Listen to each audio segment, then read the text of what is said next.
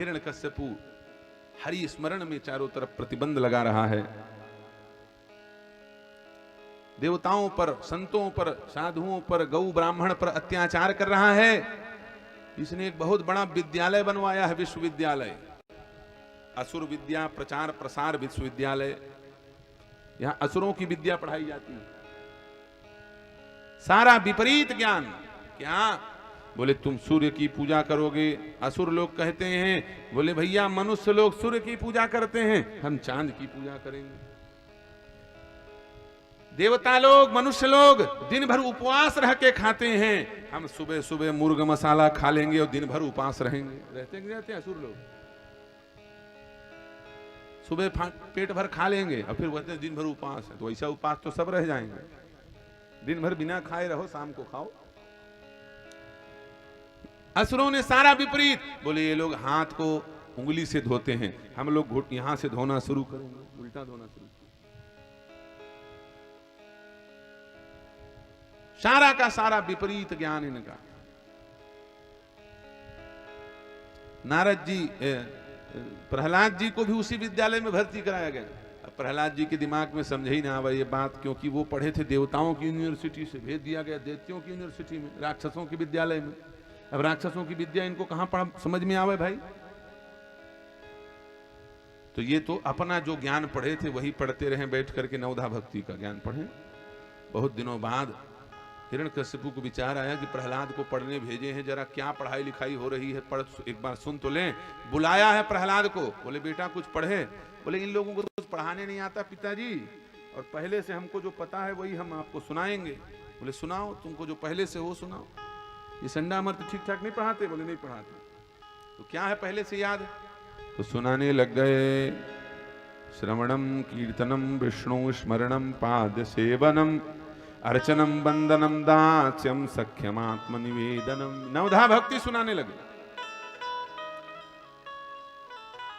उठा करके गोद से पटक दिया है प्रहलाद को और कहा कि ले जाओ, भले ये मेरा बेटा है लेकिन मेरे शत्रु का नाम ले रहा है, इसे मार डालो। तलवार से काटने दौड़े हैं सैनिक गण, लेकिन भगवान जिसकी रक्षा कर रहा उसे कौन मारेगा? बोले महाराज तलवार से मार रहे हैं, मर नहीं रहा, क्या किया जाए? बोले अंधे कुएं में जहां विषधर सर्प हो वहां फेंक दो। जहां हजारों सर्प थे वहां शेषनाग भगवान पहुंच गए, अपनी सैया में लिटा लिया। जैसे विष्णु जी को शयन कराते हैं वैसे प्रहलाद जी सर्पों की सैया में लेट गए। मर गया होगा जरा देखो, तो कुछ नहीं, अंदर प्रहलाद जी आनंद में बैठे हुए, लेटे हुए, सो रहे हैं। क्या किया जाए? पहाड़ से फेंक दो। चतुर्भुजी नारायण कमल पत्र लेकर के प्रहलाद जी को गोद में उठा लेते हैं। जलते हुए खंभे पर जला दिया जाए, बांध दिया जाए। खंभा ठंडा हो गया, लोहे का जलता हुआ स्तंभ। अंत तो गत्वा हिरण्यकश्यपु की बहन होलिका को ब्रह्मा जी के द्वारा दिया गया वह दिव्य चुनरी, जिसको ओढ़ लेने के बाद अग्नि होलिका को नहीं जलाएगी, उस चुनरी को ओढ़ करके होलिका ने गोद में बिठाया है प्रहलाद जी को। और विशाल काष्ठ का भंडार होलिका इकट्ठी की गई और उसे जलाया गया। जलने के बाद होलिका तो धू धू करके जल गई और आखिरी में तपे हुए स्वर्ण के समान श्री प्रहलाद जी श्री हरि श्री हरि श्री हरि करते हुए बाहर निकल आए। अब तो हिरण्यकश्यपु परेशान है, तू कैसे मरेगा? प्रहलाद जी ने कहा यही तो मैं भी सोच सोच के परेशान हूं। राम मरे तो हम मरे, ना ही तो मरे बलाए।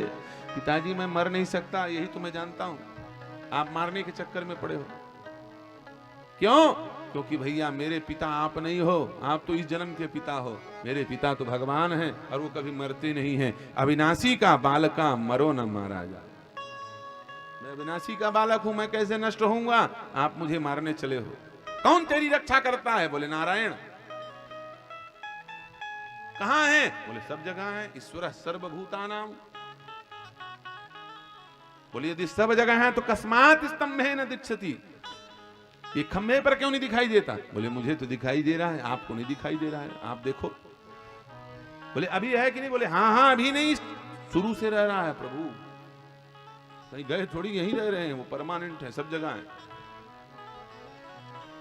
जैसे कहा भगवान अभी हैं, हिरण्यकश्यपु शत्रुता के भाव में इतना डूब गया कि विशाल वज्र के समान अपने लोहे की गदा लेकर के खंभे पर भीषण प्रहार करता है, और प्रहार करते ही वो खंभा टूट पड़ता है और भगवान नरसिंह उस खंभे को तोड़ करके गर्जना करते हुए प्रकट होते हैं। भयंकर गर्जना हुई है।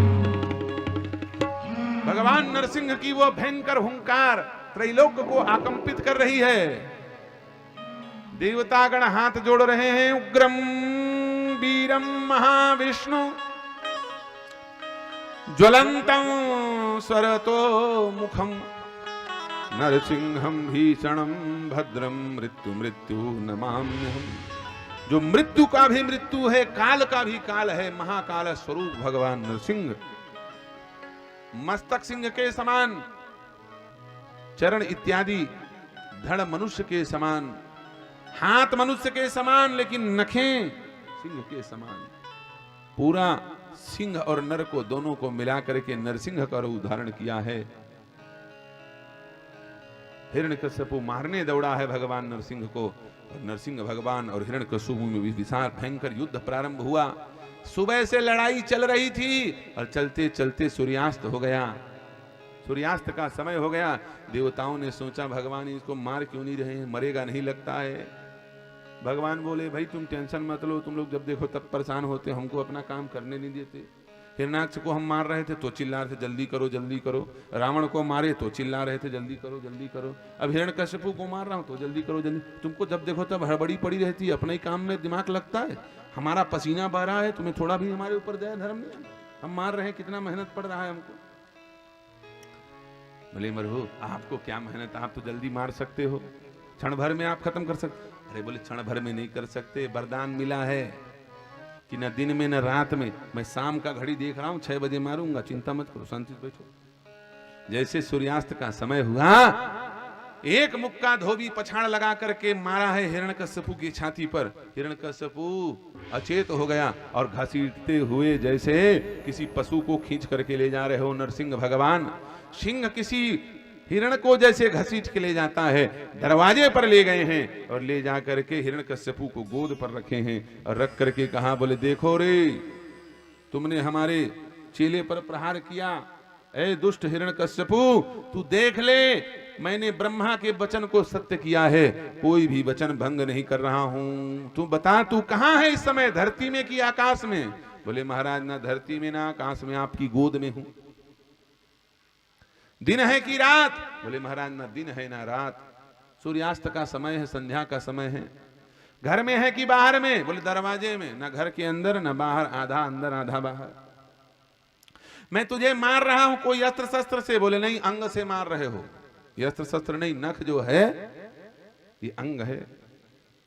अच्छा सुनो, 12 महीने में नहीं मरना है बोला था ना तू, ये 12 महीना चल रहा है? बोले नहीं, 13वां महीना चल रहा है, पुरुषोत्तम मास। ऐसा गुणा भाग लगा करके सेटिंग बनाया भगवान ने। 4 साल में समय काटते काटते, 4 साल समय इसीलिए लगा प्रहलाद जी को बचाने के लिए, नरसिंह भगवान को हिरण्यकश्यपु को मार। ये 4 साल से एक एक मिनट का, एक एक क्षण का समय काट रहे थे, और काटते काटते 1 महीना का टाइम निकाल दिया, अधिक मास। बोले अधिक मास में मारना है हिरण्यकश्यपु, इसलिए काल की गणना भगवान किए हैं। और उनके लिए क्या है, समय को छोटा बड़ा करना कोई बड़ी बात है। बोले सारे वचन अब पूरे हो गए, अब मैं तुम्हें मार रहा हूं, ब्रह्मा के ऊपर दोष न लगाना। ऐसा कह करके भगवान ने अपने वज्र के समान नख को हिरण्यकश्यपु की छाती पर घुसाया और हृदय चीर दिया, अतड़ी निकाल करके माला पहन लिए हैं। और क्रोध शांत नहीं हो रहा है, अग्नि के समान मुंह से ज्वाला निकल रही है। कैसे नरसिंह को शांत किया जाए? देवता गण परेशान। ब्रह्मा जी ने कहा भाई पति कितना गुस्से में हो, पत्नी को देख के दिमाग ठंडा हो ही जाता है, पत्नी को बुलाओ, लक्ष्मी जी को बुलाओ। लक्ष्मी जी 16 श्रृंगार करके छमक छमक पांव बजाते, पायल बजाते हुए पहुंची आरती करने के लिए। और चरण से आरती शुरू करते करते करते ओम जय जगदीश हरे, ओम जय जगदीश हरे। और ऐसो देवता देख के,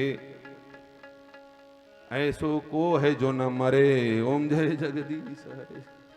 जैसे मुंह को देखा, थाली पटक करके भागी है भैया, ये हमारे पति नहीं, कहां शेर भालू की पूजा करवा रहे हो, हमारे पति तो शांताकारं भुजग सैनम पद्मनाभं सुरेशम। वो तो सदैव शांत रहने वाले, और ये कहा उग्रम वीरम महाविष्णु, ये परम उग्र, ये हमारे पतिदेव नहीं है। अरे ब्रह्मा जी ने कहा बोले तुम्हारे पति, बोले होंगे भी तो तलाक दे दिया, जाओ, हमको नहीं करना। ऐसा पति मिले हमें क्रोधी तो हम भाग जाएंगे, हमने पहले कह दिया था। हमको जो पति चाहिए शांत पति चाहिए। समुद्र मंथन में शर्त रखा था माता लक्ष्मी ने, जो शांत होगा वही मेरा पति होगा। याद रखना, पैसा वही कमा पाएगा, लक्ष्मी उसी को मिलेगा जिसका दिमाग ठंडा हो। गरम वाले जय सियाराम हो जाओगे, लक्ष्मी उसको नहीं मिलती जो गरम गरम दिमाग। भाग गई लक्ष्मी जी नरसिंह भगवान को देख, क्योंकि गरम गरम था ना, मुंह से आग निकल रही थी। दुकानदार के मुंह से आग निकले, बोले लेना है तो ले, नहीं तुम भाड़ में जाओ मर जाओ। दोबारा कभी नहीं जाएगा ग्राहक, वही मर जाएगा, दुकान छोड़ के भागना पड़ेगा। प्रेम से बोलना पड़ता, आओ आओ भैया, दूसरे के लिए 500 है, तुम्हारे लिए 400 लगाया है, तुम्हारे लिए तो के तुम हमारे परमानेंट पुराने ग्राहक हो। पिताजी भी आते थे तुम्हारे, बच्चे भी तो आए थे उस दिन, झूठा ही बोल बोल करके पटाए रहे। जो मीठी बाणी बोलेगा लक्ष्मी उसे वर्ण करेगी। अब क्या किया जाए, तो प्रहलाद जी महाराज को सामने भेजा है। प्रहलाद जी को देख करके नरसिंह भगवान का क्रोध शांत हुआ, गोद में बिठाया है, मुख चुंबन किया है। सिंह रूप में है इसलिए पशु के समान चाट रहे हैं प्रेम से, जैसे सिंह अपने शावक को चाटता है। और प्रहलाद जी को कहा मांगो, कुछ मांग लो। प्रहलाद जी ने कहा क्या मांगो, बोले यदि देना चाहते हो तो एक ही बात दे दो। क्या? मौनम चरंति विजने न परार्थ निष्ठानैतान विहाय कृपणान विमुक्षये को। ये प्रभु आपको प्राप्त किए हुए महापुरुष मौन होकर के वन में चले जाते हैं, और जो संसार में आपसे विमुख हैं उनको आपकी ओर नहीं लाते। उन विमुख जनों की बड़ी दुर्दशा होती है, इसलिए कृपा करिए कि जो संसार में आपसे विमुख हैं मैं उनको आपके सन्मुख कर सकूं, बस यही वरदान चाहिए। जो भगवान की कथा से दूर हैं उन्हें मैं कथा सुना सकूं, जो भगवान के नाम से दूर हैं उनको मैं नाम दीक्षा दे सकूं, बस एक ही काम मेरा है।